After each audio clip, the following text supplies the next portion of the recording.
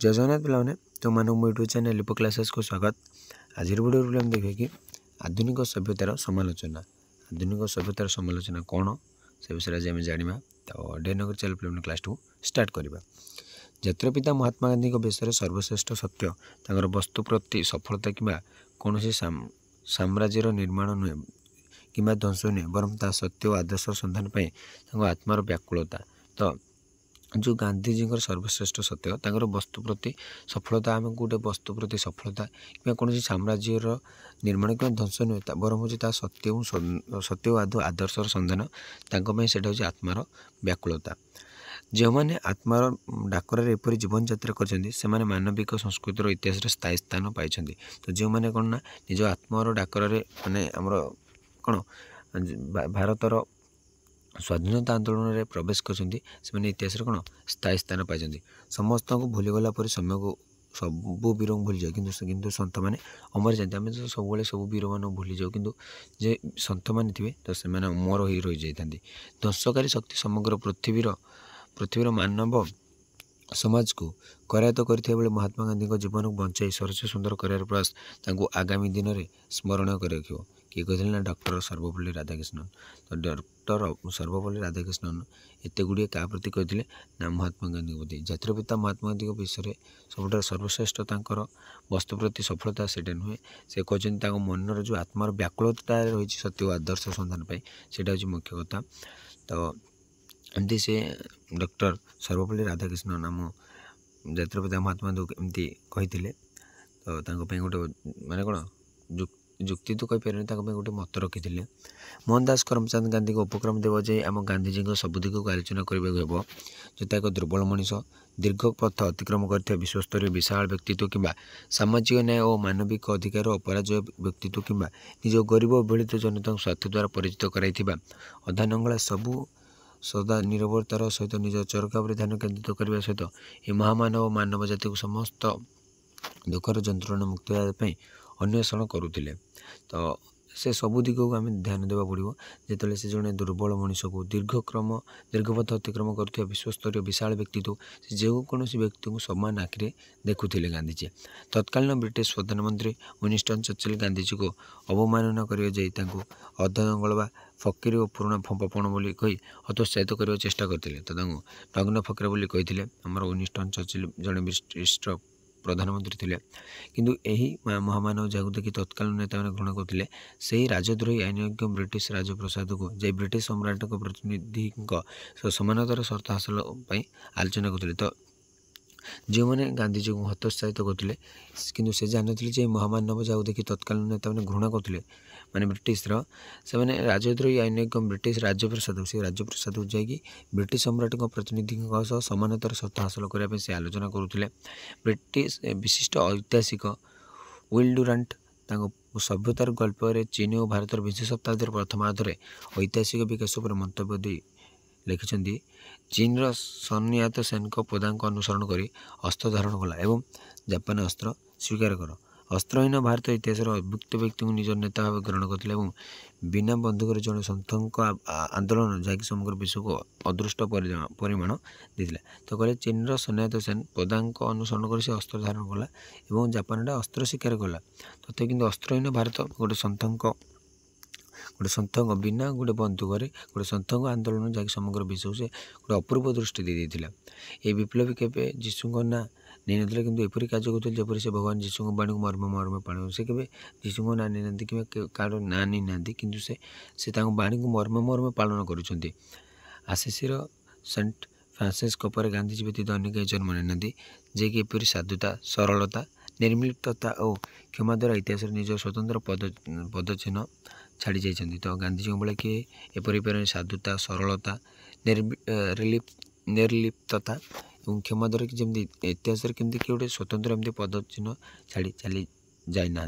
तो से बहुत शांतशीर थे ବିଂଶ ଶତାବ୍ଦୀରେ ସମସ୍ତ ଶ୍ରେଷ୍ଠ ବ୍ୟକ୍ତିତ୍ୱଙ୍କ ମଧ୍ୟରେ ଗାନ୍ଧିଜୀଙ୍କ ସମୟରେ ପରୀକ୍ଷାରେ ଶ୍ରେଷ୍ଠ ପ୍ରମାଣିତ ହୋଇଥିଲେ।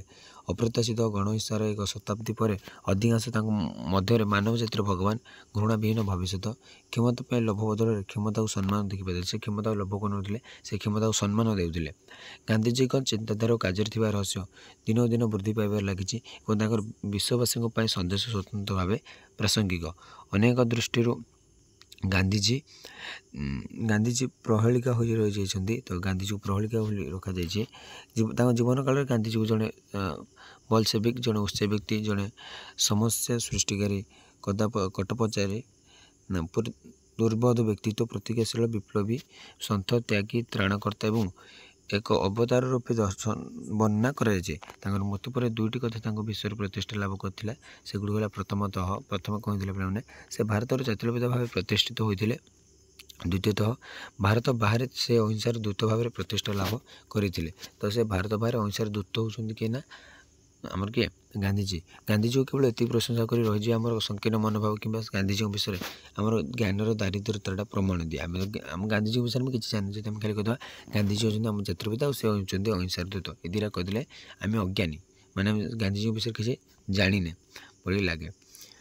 एकविंश शताब्दी द्वितीय दशक सुविधा सुजोग समय पछू देखिले यह अलौकिक घटना पर लगे जे आज को प्राय 100 वर्ष तले गांधीजी वर्णवाद, उपनिवेशवाद, पलातक शिल्प, धार्मिक मौलवाद और हिंसा विरुद्ध आंदोलन करते। जब आम 100 वर्ष तल खसीजा पे तल बस हो तो गांधीजी वर्णवाद, उपनिवेशवाद, पलातक शिल्प और धार्मिक मौलवाद और हिंसा विरुद्ध से आंदोलन करते आश्चर्य लगे। से दक्षिण आफ्रिका निज देशवासी विरुद्ध होता अन्य विरोधर सह प्रतिवाद करते और आईन मान द्वारा शत्रुपक्ष से परास्त होता। आईन मान द्वारा से परास्त कौ दिन से अहिंसा करना से हिंसा करना अहिंसा को ही से आपणाई। अहिंसा मध्यम से कौन सबकि निज शत्रुपक्ष को परास्त कर। गांधीजी जिते ब्रिटिश इंडिया विरुद्ध में असहयोग आंदोलन डाकरा थे से प्रथम आईन अमान्य कर गर्वर सह कारावरण करते। से कहले मुझे आईन अमान्य कली से पूरा गर्वर सह से कारावरण करते जेल दंड पाई। से पाश्चात्य शिल्पकरण को भारत में आग्रह करते। से निजर चरखा माध्यम निजपाई आवश्यक वस्त्र प्रस्तुत करदे। से निज प्रस्तुत करते वस्त्र। सांप्रदायिक दंगा प्रतिहित करने अन्यर भूल प्रायश्चित करे से निजे आमरण अनशन करते। माने दंगा केमती प्रतिहत करेंगे और अन्यर भूल केमती प्रायश्चित करने से निजे अनशन आरंभ करते। गांधीजी आमको सत्याग्रह शिक्षा देते जहाँ माध्यम से समस्त व्यक्तिगत जातीय अंतर्जातीय समस्या शांतिपूर्ण समाधान से व्यवस्था करते। गांधीजी शिक्षा देते मनुष्य इच्छा शक्ति अस्त्र ठार बलवान। जदि गोटे मनुष्य इच्छा शक्ति थी से गोटे अस्त्र जब अन्य जन धरले किसी कर इच्छा शक्ति सबुठे जित आग को। से राजनैतिक कार्यपंथार नैतिक मूल्यबोधर प्रयोग करते लक्ष्य उपाय पृथकीकरण करते उपाय को गुरुत्व प्रदान से देते। से लक्ष्य उपाय मैंने अलग करते से उपायटा बेसी गुरुत्व देते।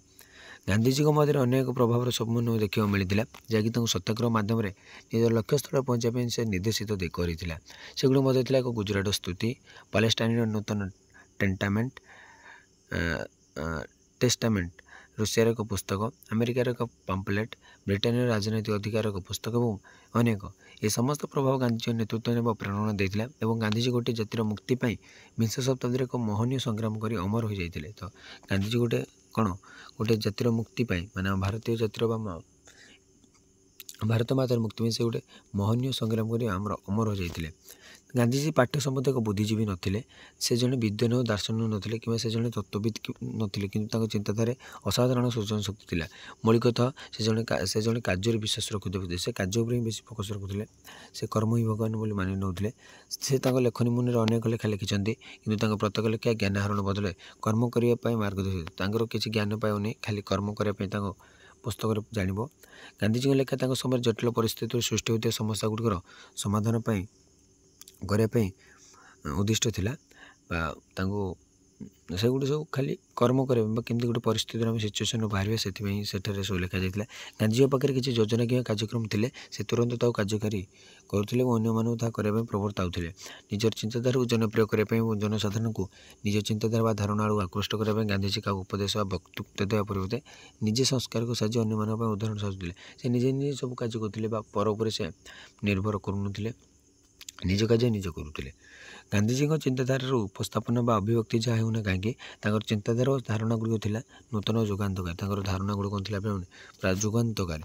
ପ୍ରତିକୂଳ ସମୟର ତାଡ଼ନା ମଧ୍ୟରେ ବହୁ ଘାତ ପ୍ରତିଘାତ ମଧ୍ୟରେ ସାମାଜିକ ପରିସ୍ଥିତିରେ ସଂସ୍କାର ଆଣିବା ଗାନ୍ଧିଜୀଙ୍କ ସୃଜନଶୀଳ ମନରୁ ସୃଷ୍ଟି ହୋଇଥିଲା। ଗାନ୍ଧିଜୀଙ୍କ ମତରେ ଐତିହାସିକ ଘଟଣାବଳୀ ନୂତନ ଚିନ୍ତାଧାରା ଓ ନୂତନ ଆବିଷ୍କାର ପାଇଁ ଅନ୍ତରାୟ ନୁହେଁ। ଗାନ୍ଧିଜୀ ତାଙ୍କର ଜ୍ଞାନ ଓ ଧାରଣା କେବଳ ପୁସ୍ତକରୁ ସଂଗ୍ରହ କରୁନଥିଲେ। ଗାନ୍ଧିଜୀ କେବଳ ତାଙ୍କର ଯେଉଁ ଜ୍ଞାନ ଏବଂ ଧାରଣାଟା କେବଳ ପୁସ୍ତକରୁ ସେ ଗ୍ରହଣ କରୁନଥିଲେ ବା ସଂଗ୍ରହ କରୁନଥିଲେ।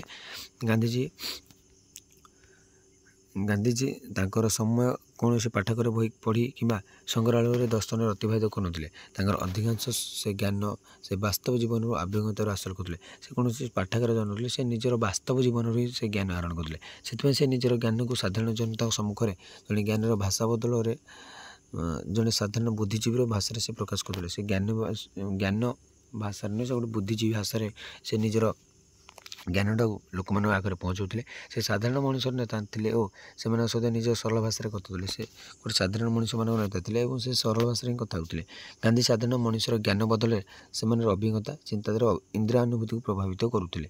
ସେ ନିଜର ଅବଲୋକନକୁ ଜନସାଧାରଣଙ୍କ ସହିତ ବାଣ୍ଟୁଥିଲେ। ସେ ନିଜର ଅବଲୋକନଟାକୁ ଲୋକମାନଙ୍କ ସହିତ ବାଣ୍ଟୁଥିଲେ। ଏପରି ଏକ ମହାନ ଧର୍ମପରାୟଣ ସମାଜ ସଂସ୍କାର ଏବଂ ପୃଥିବୀରେ ଆମ ଭଳି ବିଚରଣ କରୁଥିଲେ ବୋଲି ଅବିଶ୍ୱାସ ଥିଲା। ଏମିତିଆ ଲୋକ ଥିଲା, ଆମେ ସେଇଟା ବିଲିଭ୍ କରିବୁନି ପିଲାମାନେ। ସତରେ ଗାନ୍ଧିଜୀଙ୍କ ଚିନ୍ତାଧାରା ଏବଂ ଧାରଣା ମୌଳିକତା ପ୍ରାଚ୍ୟ ନିର୍ଦ୍ଦିଷ୍ଟ ଭାବେ ହିନ୍ଦୁ ସଂସ୍କୃତି ଉପରେ ଆଧାରିତ ଥିଲା। ତାଙ୍କର ଚିନ୍ତାଧାରା ଏବଂ ଧାରଣାଟା ସେ ଖଦୀ, ରାମରାଜ୍ୟ, ସନାତନ ଧର୍ମ, ସତ୍ୟାଗ୍ରହ, ସ୍ୱଦେଶୀୟ ସର୍ବୋଦୟ ଓ ସ୍ୱରାଜ ଭଳି ଅସ୍ତ୍ର ଇଂରେଜ ଶାସକଙ୍କ ବିରୋଧରେ ବ୍ୟବହାର କରୁଥିଲେ, ଯାହାକି ଭାରତୀୟଙ୍କ ବ୍ୟତୀତ ସମଗ୍ର ବିଶ୍ୱ ପାଇଁ ସରଳ ଓ ବୋଧଗମ୍ୟ ନଥିଲା। ତ ଯେଉଁଟାକି ସରଳ ନଥିଲା କିନ୍ତୁ ସେ ସେଇଟା ବ୍ୟବହାର କରୁଥିଲେ।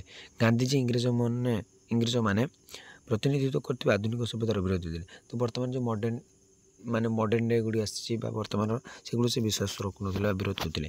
ଗାନ୍ଧିଜୀ ତାଙ୍କ ରାଜନୈତିକ ସଂଗ୍ରାମରେ ଜୀବନ ମଧ୍ୟରେ ଅନେକ ଶବ୍ଦ ପ୍ରତୀକ ବ୍ୟବହାର କରୁଥିଲେ, ଯାହାକି ପ୍ରାଚୀନ ଭାରତୀୟ ପରମ୍ପରାରୁ ସୃଷ୍ଟି ହୋଇଥିଲା। ସେ ଆଧୁନିକ ପାଶ୍ଚାତ୍ୟ ସଭ୍ୟତାର ସମାଲୋଚନା କରୁଥିଲେ। ସେ ବର୍ତ୍ତମାନର ସମାଜକୁ ଭଲ ପାଉନଥିଲେ ପିଲାମାନେ, ଯେମିତି ହେଇଗଲାଣି ସମାଜଟା ବହୁତ ଖରାପ ଆଡ଼କୁ ଚାଲିଗଲାଣି। ଗାନ୍ଧିଜୀ ପାଶ୍ଚାତ୍ୟ ସଭ୍ୟତା କୁହାଯାଉଥିଲା ଆଧୁନିକ ସଭ୍ୟତାକୁ ଏହାର ମୂଲ୍ୟବୋଧକୁ। ସେ ୱେଷ୍ଟର୍ଣ୍ଣ କଲଚରକୁ ଭଲ ପାଉନଥିଲେ, ପାଶ୍ଚାତ୍ୟ ସଭ୍ୟତାକୁ। ତ ଦେଖିଲେ ପିଲାମାନେ, ତ ଆଜି ପାଇଁ କ୍ଲାସ୍ 2 ରଖିବା। ପରବର୍ତ୍ତୀ କ୍ଲାସ୍ ଦେଖିବା ଗାନ୍ଧିଜୀଙ୍କ ସଭ୍ୟତା ଉପରେ ଧାରଣା ରହୁଛି। ଜୟ ଜଗନ୍ନାଥ।